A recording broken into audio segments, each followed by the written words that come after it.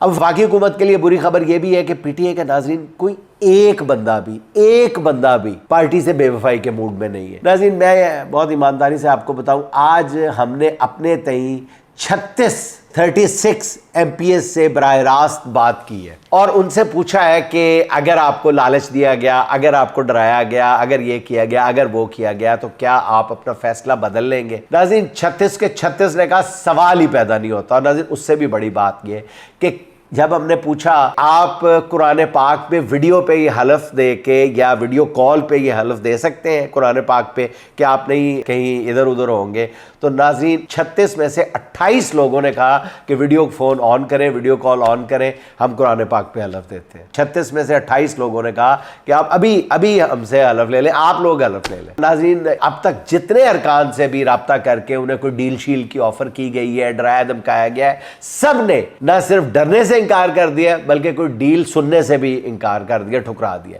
اور فوری طور پہ نہ صرف ٹھکرا دی ہے ڈیل یا ڈرنے سے انکار کیا بلکہ اپنی پارٹی قیادت کو بھی اگلے ہی لمحے آگاہ کر دیا۔